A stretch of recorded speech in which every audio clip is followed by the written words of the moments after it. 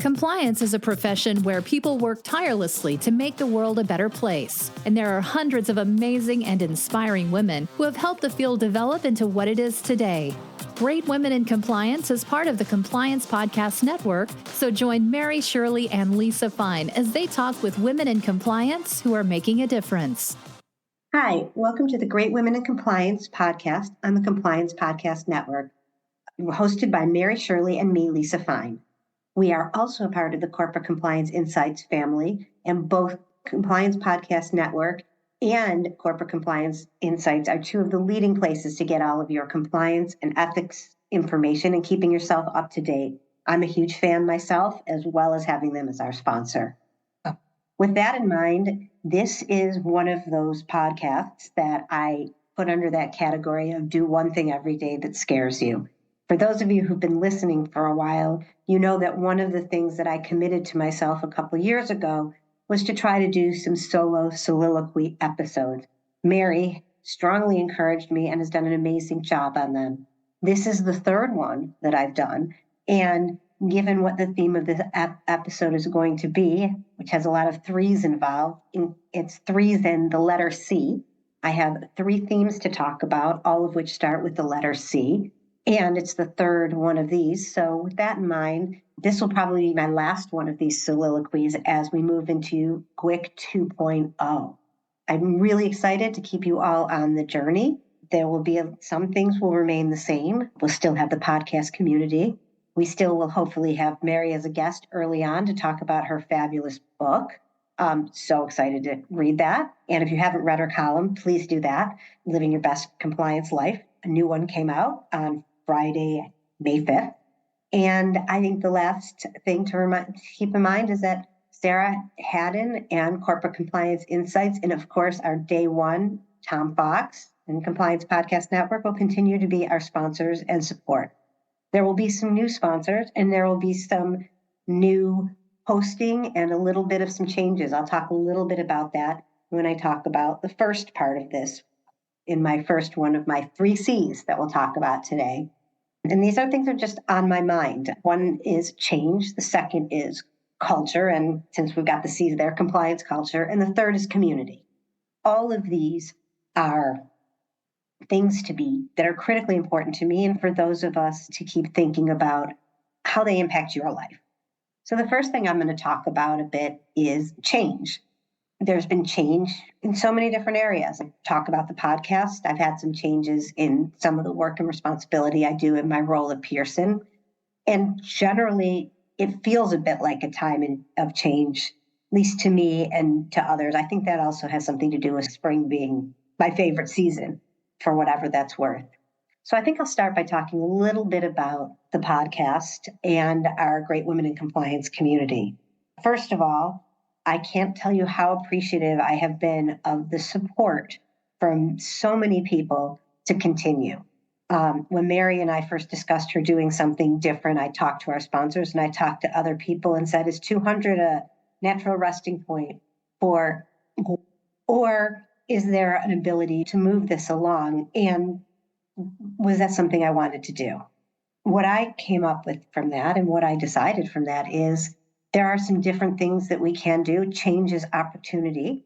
Change is a little scary, but at the same time, there are different ways to have this podcast and keep this community exciting to people. And I want to say, as I'm evaluating and as we've worked through some of this, people, please reach out. People have already reached out and their names are of people that will be helping and still engaged in many different ways going forward. And one of the things that I do want to share right now, without sharing that who the other kind of co-host and really supporting women will be for this, I'm going to leave that as a little surprise. I will say that we're going to have a little bit of a change of format. Instead of having every week being interviews, what we're going to be doing is having 2 individual interviews a month, and then also be doing some sort of rotating roundtable discussions. So there'll be 2 people, one in more of a sponsor role, and one will be a facilitator. Once a month, that will be me. The other time, it will be somebody else. And we'll have 2 different topics to talk about, whether they are substantive, whether it is something that is a more like this about community or culture or building your career. And we will really try to bring in different people to talk about those in an interactive time. At some point, I'd love to record some of them live or on site at a conference or other events, but that will not happen until 2024. Really need to get our feet wet again in terms of that. Also, with regard to timing, once Mary and I have our gala for the GWICs, which is just a huge party that nobody should miss, that will also be the celebration of Mary's last episode. That, if we calculate it correctly, will be early July.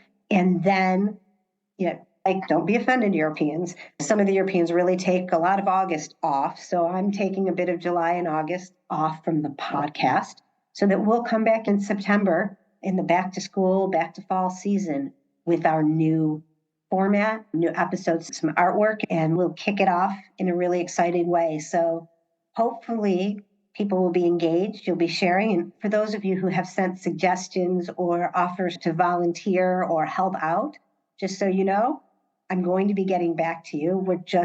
I really think it's important to celebrate our first 200 episodes before we move on to the next and celebrate this thing that Mary and I really didn't know we were building when we started. This community has become big and a huge part of my life, and I'm so grateful and thankful for it. I'm also really excited about an opportunity to evolve with it. It's a little scary, kind of like doing this episode, and it is mostly exciting. So I think I wanted to mention that. Second, in terms of my job and job life, one of the things I've been going through have had some changes over the last several months. I have a new boss, but I also have some new changes in roles and responsibilities. All of those things are really interesting. And again, if we keep going with interesting and scary, I'm now learning about some new areas. I've always spent a lot of time, as many of you, working in the area, in the investigation space, and been very much a jack of all trades, and I still do that a lot. I think all the aspects of programs are equally important, but I have an opportunity to do some more work in the fraud area and to be really learning about and building on a fraud program. I think one of those things that's really great about being able to do that is I'm thinking about fraud, taking some of the experience I've had in ABC or with human beings and with others, and to start thinking about how do you build a program. How do you look at the right risks? How do you consider that? The same things we always do. And it's such an interesting time. I've started reading the fraud, things called fraud risk management coming from the ACFE and the CPAs, and learning about both what the ideas are and thinking about what's a practical approach. And I hope that keeps moving forward. But I think I wanted to talk about that because it's exciting. Yet new opportunities when you know your business and you have wonderful colleagues is a great opportunity. Every job has challenges. I've said this to people before. If somebody gives me a massive trust fund tomorrow, I'm not sure how long I will still do the podcast, but I sometimes wonder if that would change what I do. But I love this field and I love the idea of growing and applying skills. And I'm grateful for that opportunity. And at the same time, have some new colleagues over the last year that I've been learning a lot of things about technology and education and training and learning and development. So new approaches, new changes, and some new subject matter for me. And thankfully, I know some of you that have already helped me with it and thinking about and this community helps me. I have experts in the area for that. I'm not sure if there's that much more in terms of being changed, but generally, I think it is, for me, just a time of growth and focusing. And one of my dear friends and mentors, Lisa Lentini, talks about the power of the pause. And I think we all think a lot about what is our work life? How do we make sure work-life balance? I don't always fully agree that anything can be balanced, but how do you bring value and joy into your day-to-day life? What are the things that do that for you? What is that should be part of work? And I'm also a proponent of making sure that meaning me, continues to have things that are completely separate from that. Hobbies and other things where I don't know what necessarily some of the people there do. They don't know what I do. And it's much more of a separating so that you have your own things that bring you joy in your life when work may provide you a tough day or challenges, that you can separate away from that. My dog my boxing, probably taking art classes. And I recently did a trip that was a yoga retreat for a week in Mexico, which challenged me in many different ways to be present and to pause. And I think after journaling and growing and trying to do a lot of things that were very far outside of my comfort zone, it's helped me embrace any of these and all of these changes. I guess that's my general feeling about having a time of change, but yet having built a base from this community and others for consistency. I have to say, even talking about all of this seems a little bit self-indulgent. So with that, I'm going to go on to the next topic that I wanted to raise, which is culture. So what has been on my mind lately and what I'm thinking of a post-COVID, where I know it's still out there, but things are changing now. And we're gearing up towards what could be deja vu all over again for for our election in the United States next year. So we're in a kind of an intermediate time, I think about it, because there's always going to be, we've talked about the new normal, that things are going to be different, and I see certain things that are moving back. Is it important to be in offices?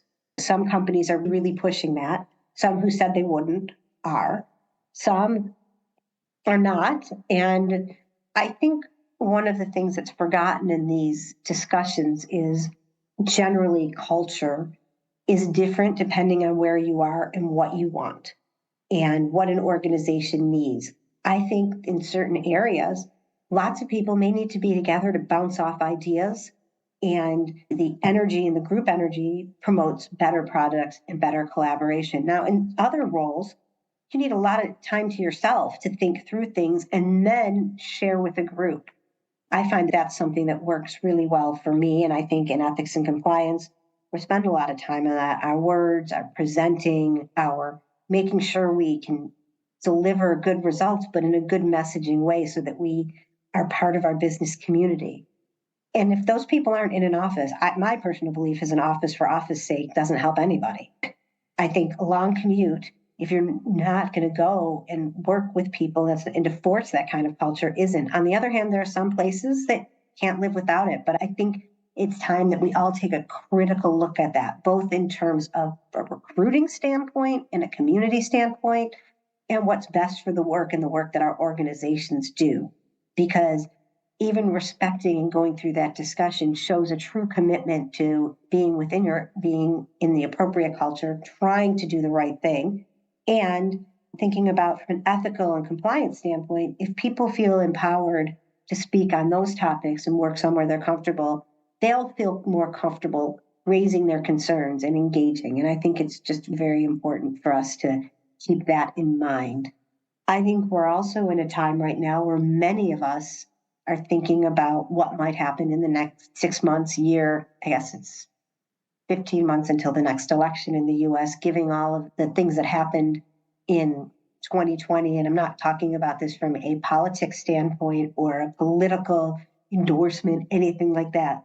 This is all just me, but it is a strange middle time for me to be able to think about, as a person who lives in Washington, D.C., what might happen. Not in terms of the voting, but in terms of the populace, in terms of January 6th.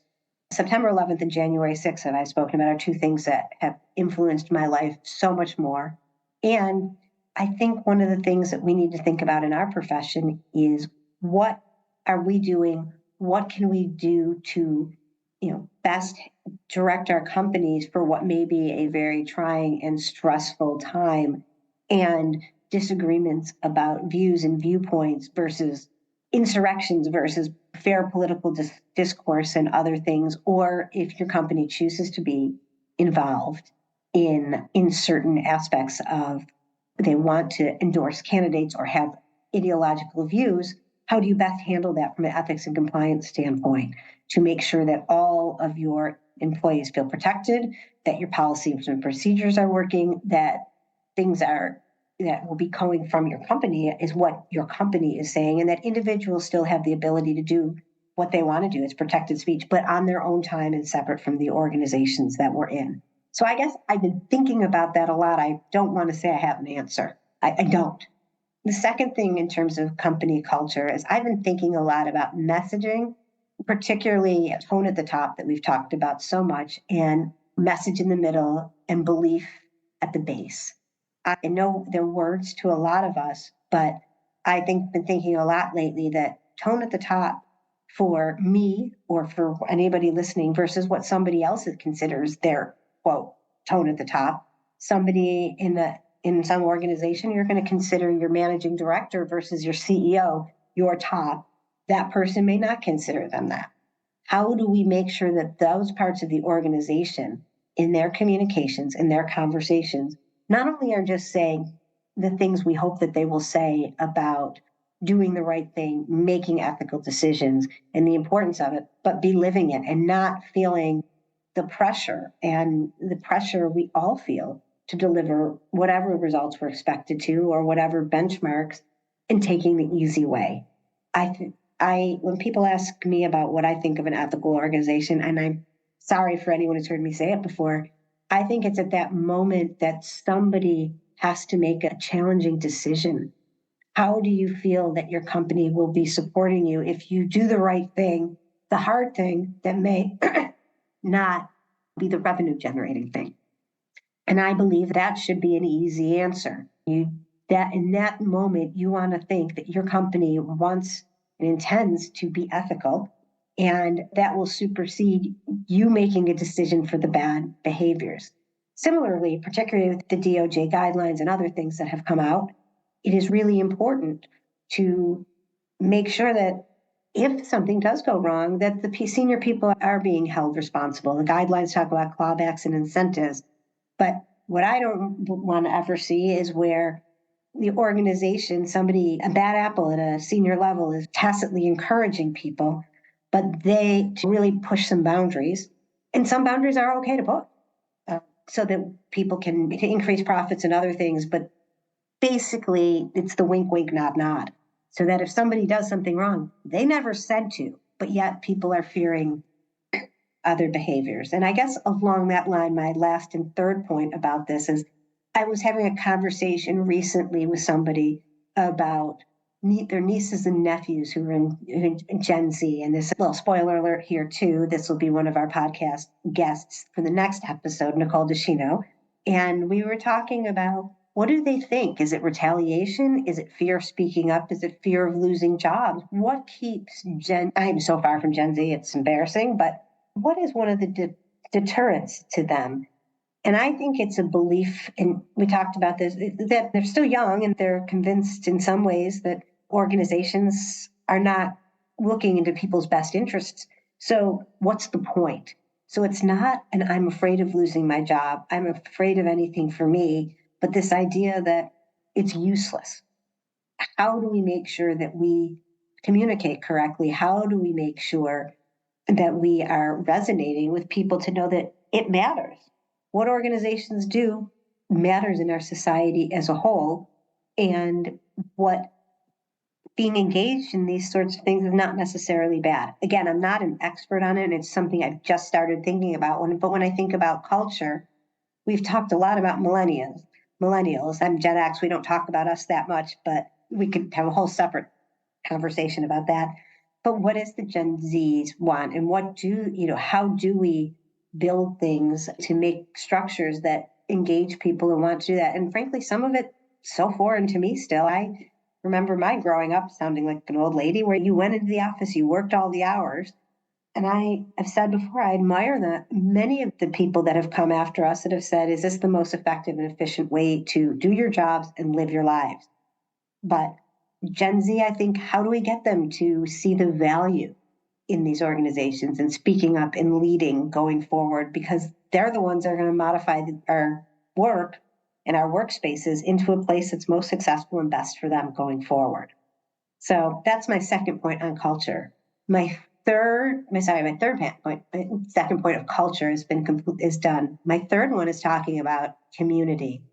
Basically, given points 1 and 2, and particularly if I'm thinking of this as the season of change, I've thought a lot about the community that I have around me in terms of work, my personal life, friends, family, others. In this podcast, I will hold back from talking about my non-ethics and compliance community of fabulous people and the great dog in compliance who's sitting over there participating in this podcast, Rocky the Havapoo. Can't not mention him in the community, although he's not a part of it. But what I want to talk about is, as we're gearing up and we're into a bit of a season of starting in-person conferences, some have been already. I've had a lot of FOMO from both HCA and the ECI conferences, which have had fabulous speakers and just friends and others in the pictures. I think I followed those on LinkedIn the way some people may be following some things on Instagram, or I guess Snapchat or TikTok, depending on what generation. And it makes me very excited for some of the things that I have coming up over the next couple months in really, truly reconnecting with people in person. And it's given me an opportunity to catch up with some people virtually I haven't seen for a while. And in the last few weeks, I've talked to so many great women in compliance, current or future or not interested in being on the podcast people, but all of which make me energized to keep doing the work we do and fighting for what I think is critically important in my organization and in our community. And it's a very energizing thing. And for those of you who've been thinking about reaching out to someone you've either met through GWIC or one of the other conferences, I can't encourage you any more than I can right now to just do. I had somebody reach out to me last week asking me about someone I'd worked with in the past, and we had gotten in contact because of this podcast. And I was just able to say some great, legitimately good things about a person that I liked a lot. And I wouldn't have been able to do that had I not had this community bringing that sort of thing. And more importantly, every time I talk to my dear friend who I'll be seeing next week, Ellen Hunt, I learn something more every time. I'm giving her as an example. I could do some compliance name dropping, but I can't. But in the times where I feel a little bit of imposter syndrome or doubt or the things that we all feel every day, willingness to be vulnerable, being able to talk to just amazing people all over this field and know that I'll get to see them a couple times coming up, and I'll mention that in a second. Those are the two things I'll be participating in over the next few weeks or 2 months. One will be I will be at Compliance Week. I'm not speaking, and I'm actually really excited about that because I can truly focus on the learning, the panels, and also participating in a think tank. And there's so many great topics. And every time I see the list of people I'll run into, I feel like I cannot wait to just really have that chance, really to network in both. There's some really great substantive panels. So that's one. The second one also happens to be a month later and also affiliated with Compliance Week, but it's a Women in Compliance Summit.